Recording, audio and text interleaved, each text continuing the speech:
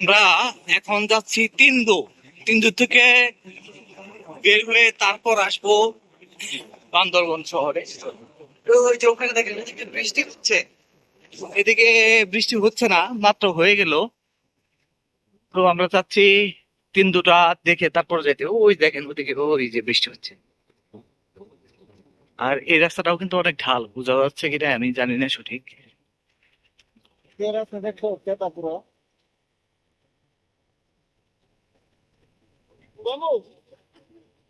এই জেনে কেদা আছে ওন থেকে আহি, জেনে কেদা আছে ওন থেকে ব্যাক করি।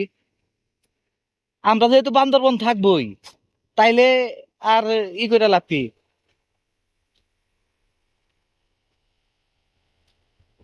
ওই যে বৃষ্টি হচ্ছে।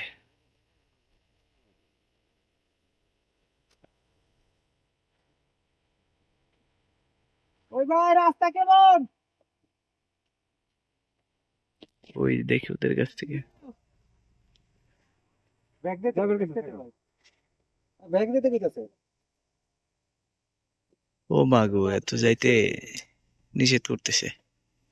ওই কইতাছে যাইবার, এরা কইতাছে না যাইবার। ওই ওডি অনালা ডিসিশন নেন, কি করবেন?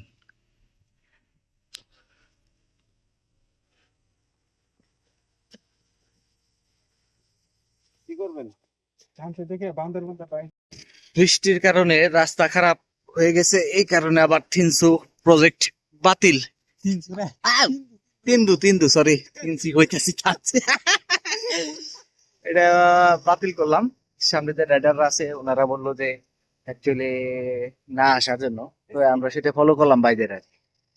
এখন আবার থানসি যাচ্ছি, কিন্তু মনে হয় একটা আক্ষেপ থেকে গেল যে তিনদু যাইতে পারলাম না। আবার তিনদুর পথে আবার রওনা হইলাম, মন মানতেছে না, কি করব? যাই দেখি, যা হওয়ার হবে, ঘুরে আসি। Finally cancel.